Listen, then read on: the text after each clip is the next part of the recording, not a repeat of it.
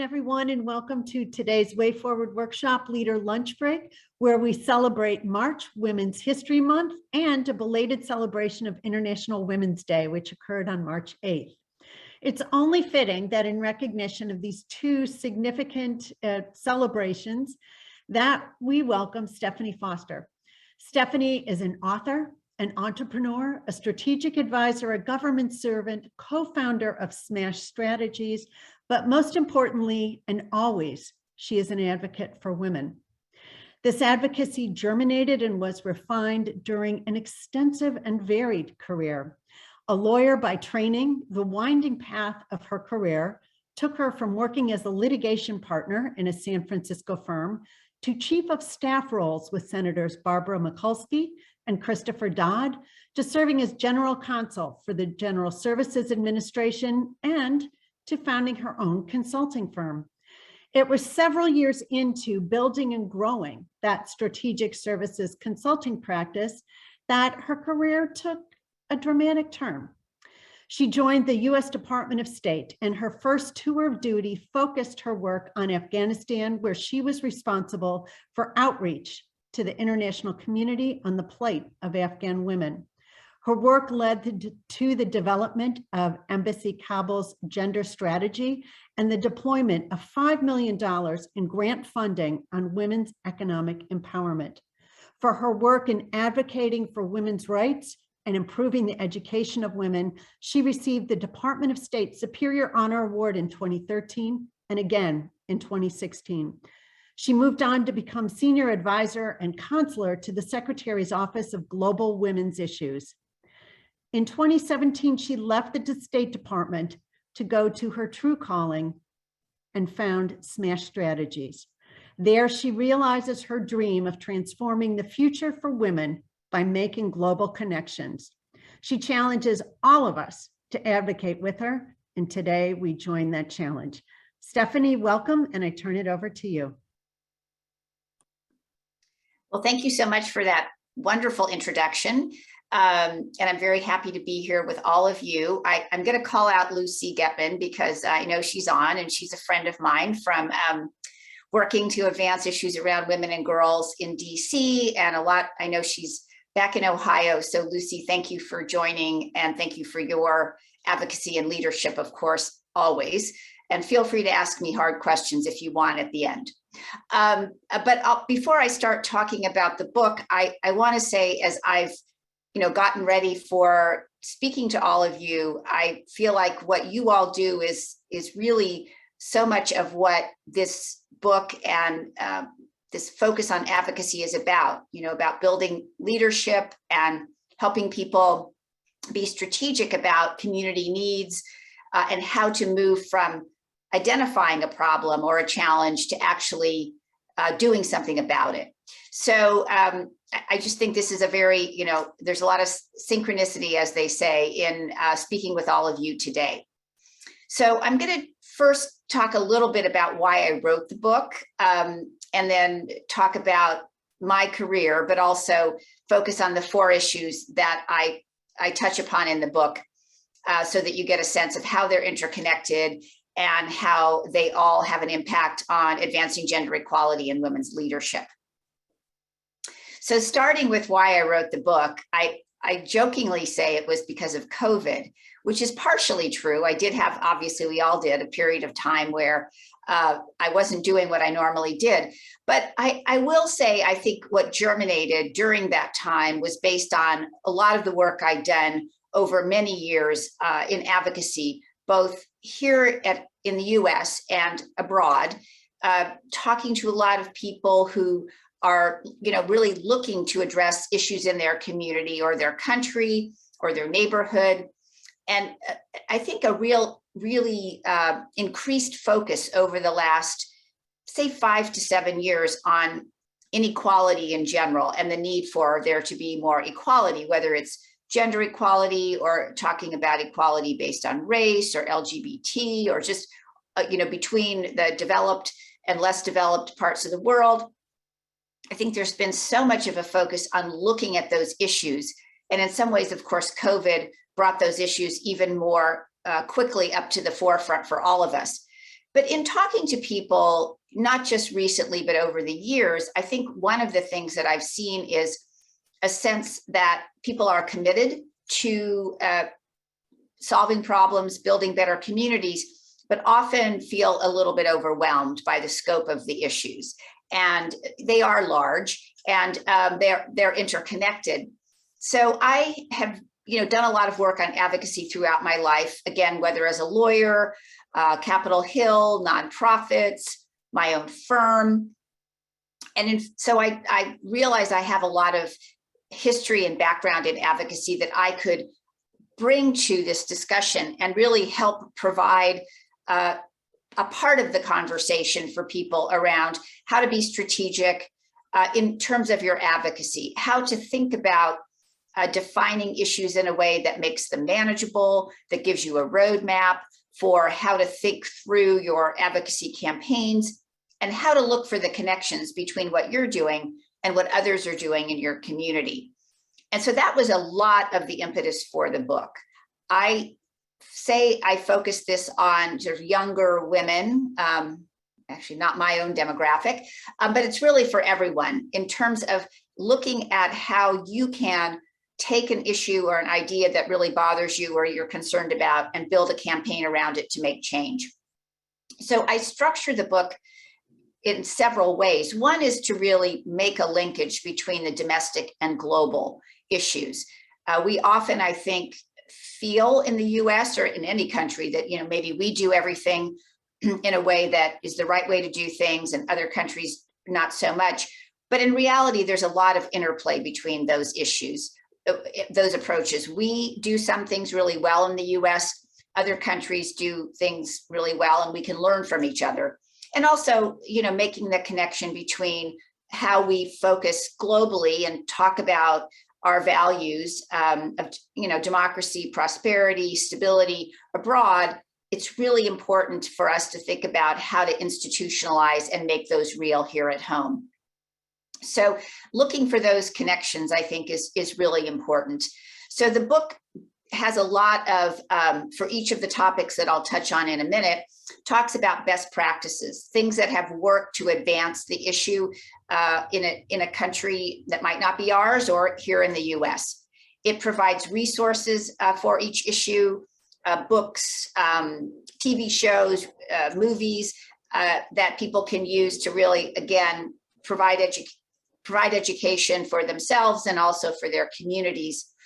Identifies role models in the area and also organizations that can be part of somebody's journey to become an advocate on a particular issue.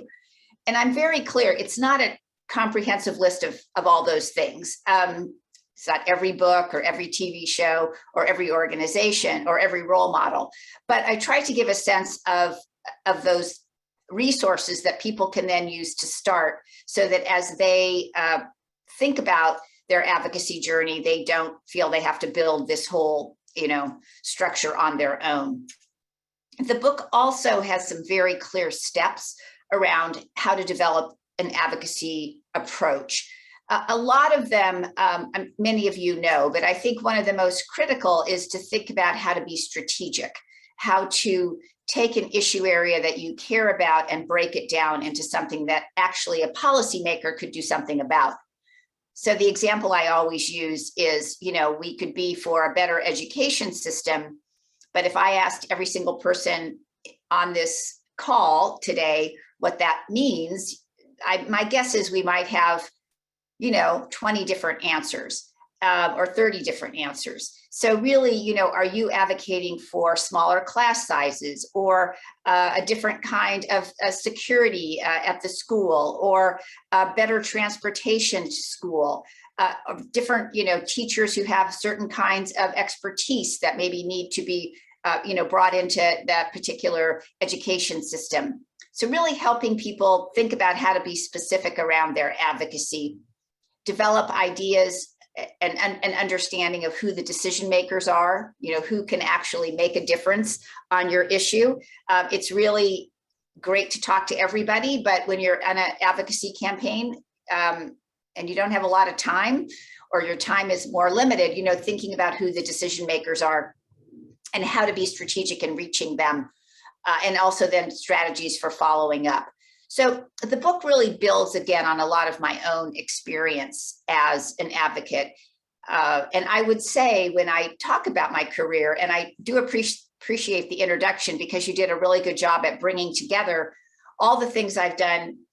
And really the most kind of relevant through line through all of them is advocacy. And I didn't really think about that until well into my career, but I realized being a lawyer, I'm an advocate. When I worked on Capitol Hill, I was an advocate inside an institution. I've been an advocate on the outside at nonprofits and at my own firm. And all of these things are really ways to try to move an agenda forward. Again, sometimes within an institution and sometimes outside of it. So it's a very real thing to me, and I think very important. The last thing I would say before I touch on the 4 issues is that I think we all are advocates every day, and we don't often think about that. We are, living our lives, but in reality, every day we're trying to figure out how to solve problems and move forward on particular issues in our families, in our schools, in our workplaces. And so really, I always encourage people to think about advocacy as something that's just part of what we do. I think, again, it's something that sometimes the word seems overwhelming to people, or they don't see themselves as politically engaged. But in reality, I think when we're solving problems every day and trying to bring people together to solve a problem, we're essentially advocates. So turning to the focus of the book, I obviously have looked at the issues that I think have a lot of resonance in terms of really driving change. And I would say the reason I focus on women and girls and gender equality and women's leadership is because we know from research across many issue areas, some of which I'll touch on, that the more we have inclusive and equitable groups of people making decisions, whether it's in the corporate boardroom or in politics, we see that the outcomes tend to be more inclusive and more reflective of what the community or the group of people really sees as important. We know that as more women are engaged on corporate boards, that companies tend to do better. We know that when women are more engaged in politics, that certain issues around education and funding and all sorts of things really come to the forefront and are looked at with a different light. And we know that when women participate broadly in the economy, that economies really grow. So this is about, I always want to say, I clearly believe in women's rights, and it's something I've spent a lot of time on, but I think it's something that's also really good for all of us. It's good for everybody. And I am always also sure to say that obviously this is about fighting for women and girls, but gender equality, I think, is obviously not just about women and girls. It's about building opportunities for people, regardless of, who they are across the board, because given the range of issues that we face today in the world, we certainly can't afford to, put aside anyone's talent or ideas. And we really need everybody to kind of bring forward solutions and creativity to address the complex problems we face today. So the 4 issues I talk about in the book, again, are issues where I see a direct impact between a real forward movement on those issues and really positive outcomes, not just for the individual, but for her community or country or neighborhood or family. The first is girls' education, which, in some ways, as we think about it in the US context, we know that actually more young women go to college than young men. And actually here in the US have better educational outcomes in terms of test scores and things like that. What we see in the US that really is an issue is, the segmentation of where students are kind of still pushed, and fewer women in STEM careers and the kind of jobs that are not only the jobs of the future, but they pay better and they really make a difference in terms of all of our lives. And without women in those kind of jobs, we see kind of, we see things that don't work so well, whether it's car seats that are, not car seats, but the way cars are designed that can make it more easier for women to get hurt in a crash because they use male test dummies, all these things that we don't think about, really important for there to be women in those kind of jobs designing the products that we use. But across the globe, we see really that there are fewer girls and young women having access to educational opportunity. And it's, not so much true anymore that girls aren't going to primary school. That is pretty much equalized, but in high school and in college across the globe, there's a huge drop-off in young women attending school. And we know from research that for every additional year of education that a girl has, or a young woman has, she tends to marry later, space her children in the way she wants, make more money and be able to support her family, be more engaged in the community. So education, particularly in the secondary level, it is critically important for driving outcomes that are good for everyone. We know that there are barriers in terms of norms, and where there's a cost for education, families will often prefer that their sons go to school. So, the book talks about things that can be done to really get at those issues, particularly globally. And that's everything from, tuition, having tuition being less for girls, conditional cash transfers for families that send their girls to school. There's a lot of issue around if schools are closer to where girls live, their families tend to send them there more easily. More, women teachers, particularly for secondary school young women, because a lot of families don't want their daughters taught by a man once they're past puberty. So girls' education is critically important. I will just note, and I saw Lucy ask this or made a comment in the chat, so I can address it here a little bit and then later as well. I mean, this is obviously an issue of global significance anyway, but right now, a lot of focus on Afghanistan. The school year started today or yesterday, actually, in Afghanistan. And obviously the Taliban government has, shall we say, not been the best on issues of women and girls' rights over the course of their time now, or when they were in power earlier. There had been a promise that girls would be able to return to school at all levels, which was not fulfilled today.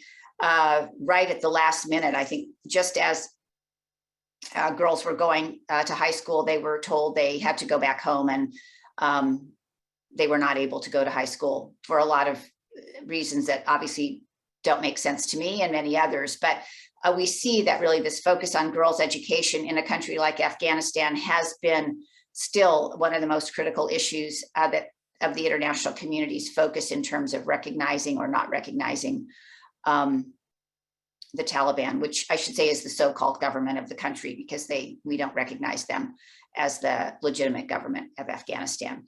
So girls' education broadly is a huge issue. The second issue is really women's economic empowerment. And obviously these issues are related, because if you're the idea of having women have higher paid jobs or more equitable access to the labor force is predicated to some extent, obviously, on them having the education and critical thinking skills and vocational skills that help them prepare for those jobs. But economic empowerment really drives prosperity in communities. We know from research that if men and women participated in the labor force in their respective countries at an equal rate, that there would be at least a $12 trillion increase in global domestic product, which is a gross domestic product, which is huge. Some estimates go up to 25 trillion. That's the combined GDP of the US and China, which are the world's two largest economies. So women's economic engagement can really drive prosperity in countries.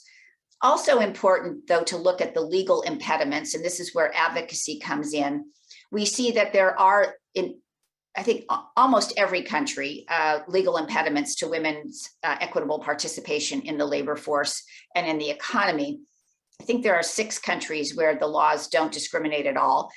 which does not mean there aren't problems in terms of the practice in that country, but for most countries in the world, there are still restrictions on women's ability to participate fully in the economy.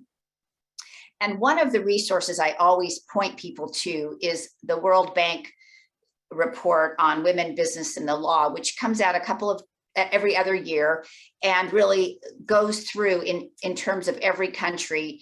Are there laws that make it harder for women to participate in certain jobs? There are countries where certain job categories are closed to women.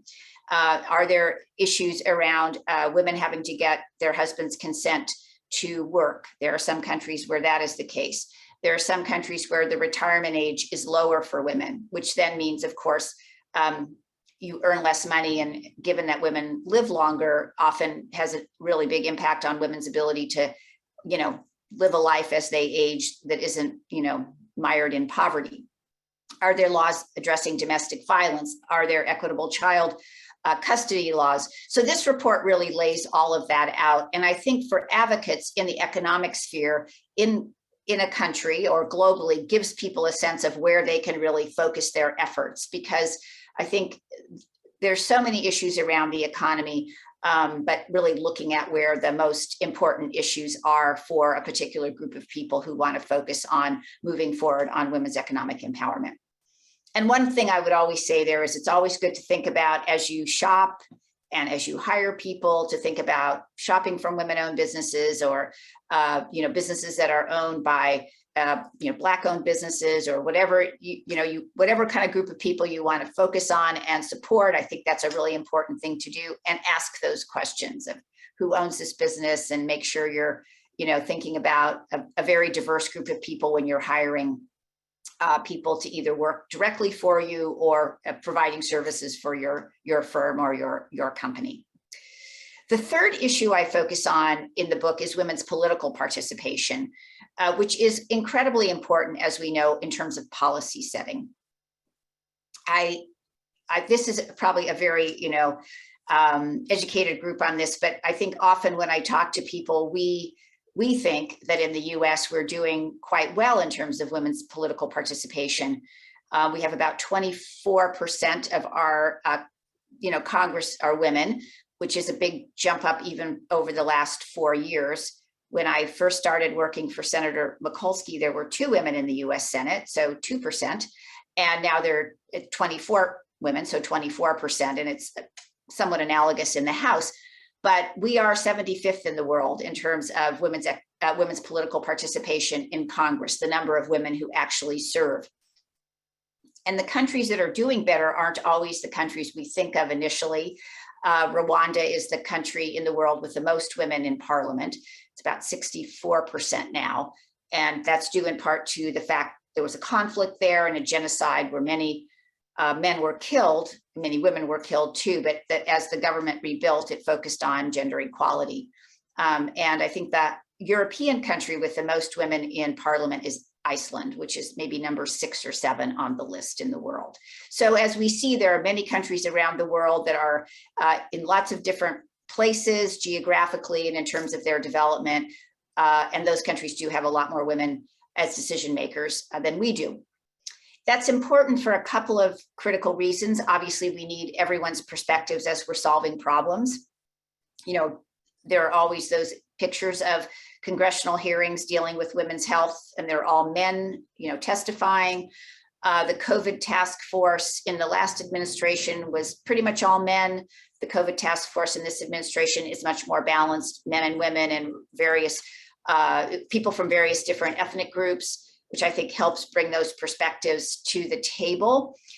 We also know from research that as more women are engaged in parliaments, which is the equivalent, of course, of our Congress, there tends to be, different issues are raised, education funding increases, a focus on sanitation, tends to increase in countries where that's a big issue, particularly for women.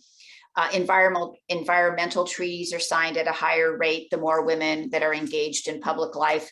So we see some very specific outcomes. But to me, I think the most critical thing is that we know that having women in office and the most diverse group of people we can, makes everyone understand that these opportunities are available to them.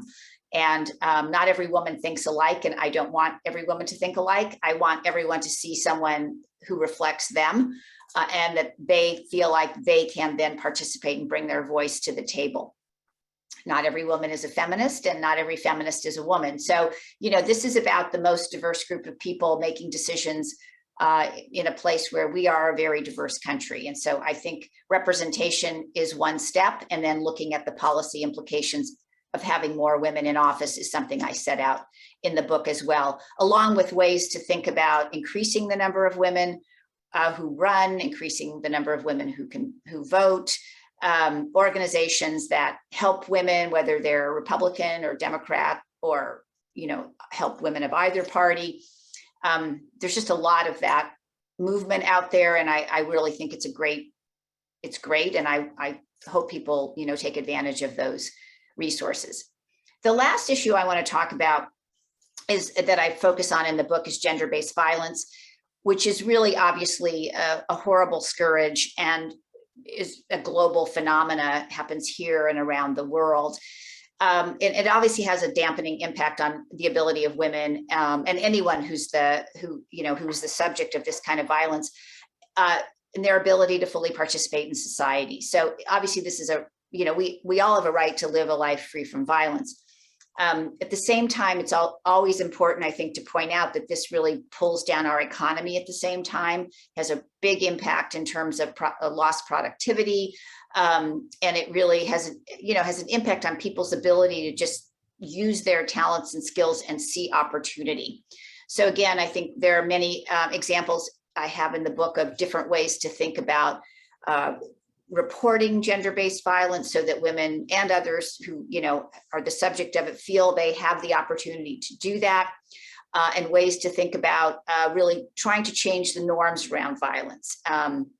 Not saying derogatory things about women, not making jokes about violence, asking men to be allies in this movement.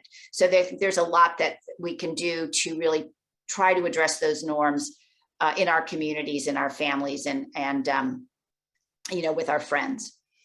The last thing I'll say is all of this is true, and then COVID, of course, has had a major impact on all of these issues. And so I think we have to be mindful of that. COVID has, the only sort of positive I think I see with COVID in terms of really addressing issues around women and girls is that we are talking about the differential impact of COVID on women and girls in real time. I'm not sure we're doing as much as we should be to address the challenges we see with care, with work, with domestic violence, but we are, I think, more aware of them. We do know that in COVID, globally, women are about 39% of the global labor force, but have lost about 54% of the jobs around the world. Kids have had issues with schooling, care issues for women are particularly difficult, and there's been an increase in reporting of domestic violence. So all of the things that COVID that we see in COVID really have just exacerbated what's had happened before COVID. But I do think it gives us an opportunity to really think about this in real time and focus on the issues that have kind of come to the fore, and use this as a time, hopefully, to try to solve some of those challenges, not just because of COVID, but because it's the right thing to do to move forward on gender equality and women's leadership and equality for women and girls. So I'm going to close with that and look forward to your questions. And again, thank you so much for giving me the opportunity to talk with you and talk about the book and talk about the issues that I think we all care about so much. Stephenie, thank you so much. So we are going to get started with some questions. You have mentioned Afghanistan as one area where there are some current issues around women's access and rights. Where do you see across the world the biggest need for advocacy for women? What's top of mind for you? In terms of issues, sure. I mean, I can talk a little bit about Afghanistan after I do that. I mean, I think generally, I think the biggest issue is just continuing to push forward on all of these issues, because we need to ensure that we're taking advantage of women's leadership in the economy, in politics, in academia, in civil society, because decisions get in the media. Decisions get made in every single one of those institutions every day in every country. And we need to make sure there are women and very diverse groups of people making those decisions. I think that goes, then to every single issue, because I worry sometimes that, we make a lot of forward progress, but we don't always build in the institutional kind of infrastructure to support that over time. So for example, there might be a woman who's the head of a country or a company, and that's great, and we focus a lot on her. But then when that person either leaves office or is not elected again or steps down, we need to make sure there's infrastructure there, that there are more women coming up through the pipeline who can then also become leaders in that organization or become leaders at a higher level in that organization. So I think kind of building in that infrastructure is important. I also think, and this is a little bit off topic for women and girls, but I do think we're at a time where we need to rebuild trust in government, or maybe just in institutions more broadly, because obviously we see in the US that there's a lot of, we are very divided, perhaps not as divided as it looks from reading the newspaper, because I do see so much commonality that people have. And I actually think the response, for example, to Afghan refugees coming here has been phenomenal. And I don't think it's been that only one political party is interested in helping Afghan refugees. That's not the case. So, but I do think our kind of discourse is very divisive. And I think it's important that we all focus on rebuilding trust in institutions and rebuilding that civility so we can talk to each other about what we don't agree about and try to come to some way forward for everybody. On Afghanistan, I would just say, I have gone back and have a short-term job or position at the State Department focused on Afghanistan, really on the relocation efforts for Afghans coming here after the fall of Kabul in August. And, those are huge issues. And it is a country that we continue to be very committed to in terms of getting, sort of focusing on what needs to be done for the people who remain there. And that is, of course, most Afghans. And then for the people who've left, ensuring that they are resettled here in the US, when they're in the group that we can resettle. So there's, I think, a lot of really bipartisan commitment on those issues, which I see as a very positive thing. So in reference to your advice on finding specific action items to focus on in advocacy, how do you prioritize issues and choose one area to focus on? Do you choose what would create the greatest impact, or what seems to have the highest possibility of success? I think you kind of have to do both. For example, I think looking at any advocacy issue, say it is addressing the pay gap, or addressing security on a college campus, or security in a community. I think you need to think about what's the long-term goal? Like, what is the vision for the future? What do I really want to accomplish, 5 years out or some X number of years out? But then what are the steps along the way? So if it's something like ensuring that you have, more security on campus, and maybe that goes to, more a different kind of system to adjudicate when somebody when an incident occurs, and how it's dealt with and how it's reported, and then prevention mechanisms. That might be a 5-year process, but, are there things you can be successful in on the short term, whether it's, getting more lighting in a certain area of campus, getting, hotline phones, making sure there's more patrolling in a particular area, if that's an area where there have been incidents before. So I think it's a combination of both things, understanding that the long-term goal is something where you want to have a lot of impact, but the short-term, goal is something that's achievable, because I do think these are really big issues. And I think you have to show progress, because otherwise, why do people kind of buy into being part of your organization or your movement? You know, and I think if you think about the Me Too movement, which is not necessarily it's not one organization, but just this whole movement, you know, the goal is, right, that there's no violence and against women or men, that, you know, everyone has the ability to make decisions about all the issues around, you know, consent and all these, you know, all those issues. Like there's never a time where that doesn't happen. That's a very long-term goal. But how do you know, what are the short-term things? Are there legal changes that need to be addressed? Are there media campaigns? Are there particular media outlets that are problematic because of the way they portray certain you know, incidents, or they portray a certain group of people? So there are some short-term goals that I think are always important to the service of a longer-term goal. And building off of that, once you've found that focus, found those goals, where do you start? What are some first steps someone can take to begin to find their advocacy voice?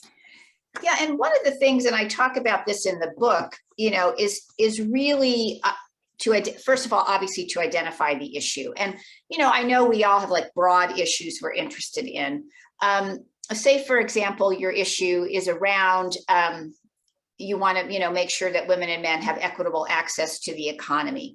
And that's a huge issue. So do you want to focus on the pay gap? Do you want to focus on vocational training? Do you want to focus on the types of jobs that people are sort of, you know, kind of pushed to a little bit in the education system? Do you want to focus on something that has to do with more women in management at big companies? There are lots of facets. So really figuring out what in there is important to you, and then trying to be as specific as you can. Because if you're advocating for a legal change, say it's a change in, whether it's a legal change or a policy change, say it's around a law that would ensure that there had to be, you know, a pay study at a firm to ensure that men and women in particular jobs were paid the same across, you know, different kinds of, all the different levels of job categories. You know, you have to think about what can the decision maker do. So if you're trying to advocate for something like that, you know, being very clear on why that's the issue, or, you know, why your solution is something that will push forward on that issue. You know, one of the issues that's very big on women in the economy right now is getting more women on corporate boards. And the reason that is because the research has shown that when more diverse groups of people make decisions, companies tend to do better. It's interesting. It's not always that they're more profitable, but they also might not make decisions that really expose the company to a lot of risk and liability. Because if you have a group of people who all think alike, they don't always raise questions about risk or liability, and they often don't ask hard questions because they all see things from one way. So women on corporate boards or diverse groups on corporate boards, it's seen as, it's, you know, it makes companies think about things differently, look at the market differently, and hopefully be more sustainable over the long term. So there has been a movement for laws to be implemented or to be passed that would mandate women on corporate boards. And you know, that's controversial. In some countries, the UK particularly, and Japan, they haven't passed laws, but what they've done is really pushed for companies to say, we will commit to X percentage of women on boards. And it's usually 30%. And there's a group called the 30% Club. And that's what they do. They work specifically and directly with CEOs as their advocacy target to get that CEO to say, yes, I will commit to 30% of my board being women. That's one way to think about the issue. The other is to actually look at passing a law. So advocating with people in the state legislature, for example, to pass a law, which was done in California, has one of the most, I think it has the only law in the country about women on corporate boards, so that X number of whatever size your company is, you are mandated over a period of time to increase the number of women on your corporate board. It's particularly important because obviously California, my home state, is it's a large state and it drives policy in America. What California does, it's such a large part of our economy, it tends to end up driving what the rest of the country does in many ways. So, if you think about that issue, women on corporate boards, there are two ways to go about it, right? One is to think about pushing for voluntary compliance, and that means your decision maker is a CEO or that group of people who manage a company. The other is to go for a mandate, which means going for legislation. So I think it's a combination of understanding the issue, really researching the issue, both policy-wise and then process-wise, to understand what process can move this forward. And who are those decision makers? One thing I have in the book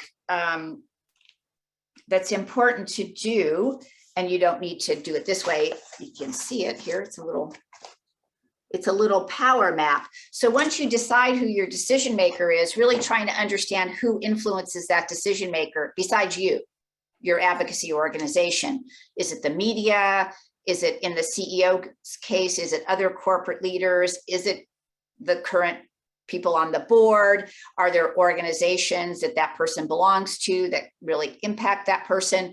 So really trying to, after you've decided about the issue, decided which approach, identified your decision makers, and really think about how to influence them. And it's not only what you do as an advocate, but what you do in conjunction with other people, and understanding the influences that this particular decision maker or set of decision makers are influenced by as they are making decisions about a wide number of policies. So it's really, I think, one of the most important things is, though, to be as specific as you can be about what you're asking for. So how can we position this message to be easily embraced by our male allies? Many people on the call today are women. So how do we make sure that this message is heard by all? Well, I think that is a great question. I will say, I think this is really about raising up everyone's voices. And obviously I really believe in women's rights. This is what I do and what I've done for many years. But I do think this is also about talking about these issues in terms of how this benefits all of us. Gender norms are restrictive for women. They also can be restrictive for men if you think about the things we sort of expect of men. And also if we want to lift up our communities, we really need everybody to be part of that. And I think pointing out where we can see a lot of positive movement when we have diverse groups of people working on issues is really important. And I think for me, just being very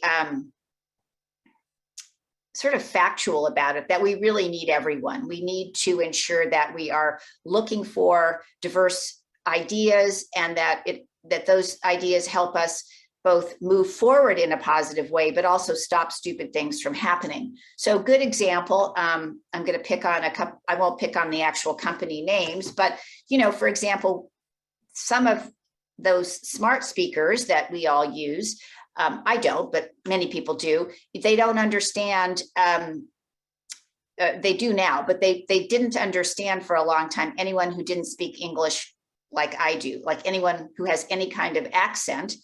They didn't understand, which is obviously because people were not testing those speakers in a way that there wasn't anyone on that testing team that spoke English other than the way I'm speaking English, which is a problem given who we are as Americans, or who we are globally, right? We shouldn't, that was stupid. I think also the idea, and there was a whole issue, I wrote about this several years ago, where if you asked one of those smart speakers about sexual harassment, she gave a pretty bad answer. I won't go into it because it's been fixed, but there was no need for that. There was no need for sort of a stupid answer, because if there had been a more broad group of people, again, we would never have gotten there. Several fashion companies have gotten into trouble because they have put forward products that are extremely racist. Obviously, they did not have somebody who was not white working on their team, right? These are things that they are obviously, we do these things and we believe in them because they're the right thing to do. But I think, you know, another way to help people understand it is it's not only the right thing to do, but that if we don't focus on these issues in a way that, you know, that are looking in the most broad kind of focus, companies and communities can make decisions that end up alienating people when they don't mean to and don't need to. So I think really trying to continue to make the case that we need everyone's talent and creativity to really solve the problems in front of us. Stephenie, thank you so very much. The time has flown by. Unfortunately, we've reached the end of our session, but we are very grateful for the generous gift of your wisdom in this area and your inspiring call for all of us to be advocates. Thank you for the great work you've been doing, both domestically and internationally, and we look forward to passing your message on to many more within our network. So thank you.